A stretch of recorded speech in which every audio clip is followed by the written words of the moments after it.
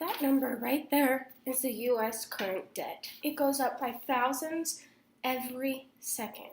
Depending on which way you look at it, there might be hope for the U.S. economy, but there may not. From the view that I'm going to talk about, I do not believe that there is hope for the U.S. economy, at least in the next 5 to 10 years. After that, who knows? We are already in so much debt as our country is, it's going to be hard to get out of that. We have too many ignorant citizens that don't want to learn and don't want to help, and we have too much outsourcing of white-collared jobs. The debt that I just showed you, that is a lot of money. And this number right here is the number of debt per U.S. citizen. Not saying that that is their debt, but that would be their shared debt of the United States. I think that is scary, and I don't want to live in that. A lot of economics believe that the United States will be bankrupt in as few as 20 years. That is so scary. 20 years is not that far away. And it's not only the U.S. that is bankrupt, it's other countries. So usually we're the one that's helping them out. And how are they going to help us out if they're bankrupt as well? It's not really feasible. And the whole world we're the number one leader economic power, and Russia and China are behind us, but they're also in debt. And really, with our history with them, we're not really that great of friends, so I don't think that they'd be able to help us out.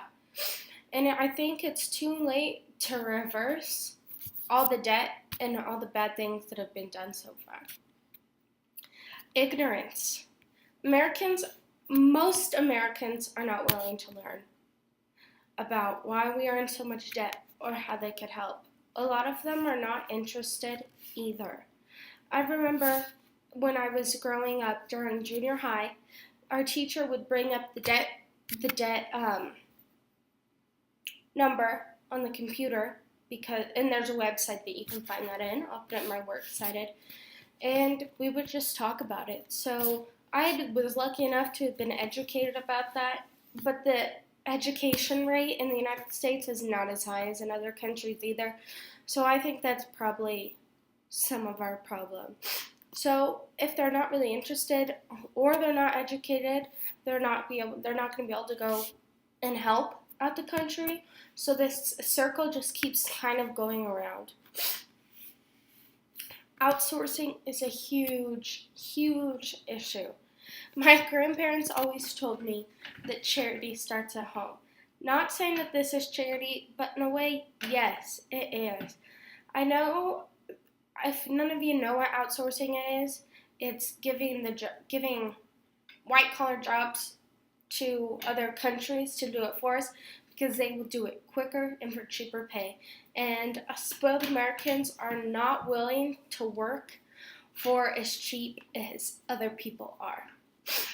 Less unemployment, if we were to stop outsourcing and bring these jobs back to America, it's not going to be as cheap at first, but it's going to be cheap in the long run. So more people would be employed, so less unemployment would be here. And with less unemployment means less welfare, and less of the government trying to take care of people. And this would save us so much money, and the government itself wouldn't be in debt, and other people would be able to help with this debt. A study in 2013 by a financial corporation showed that 1/3 of jobs are prone to outsourcing. This is a bad number, and I don't know. I don't have an idea of how we could bring this back, but I just say we stop outsourcing for many jobs, and then we would be in a whole lot better place. I do not believe the U.S. economy has hope for the reasons that I've stated, that being we are already in so much debt. There's so much ignorance in this country and in other countries as well. I think it's too late to go back to where we were. And outsourcing, as I just explained, this is a huge problem, and I don't know how it's going to get fixed, but it's a problem that everyone should be educated on, and now you are. Thank you.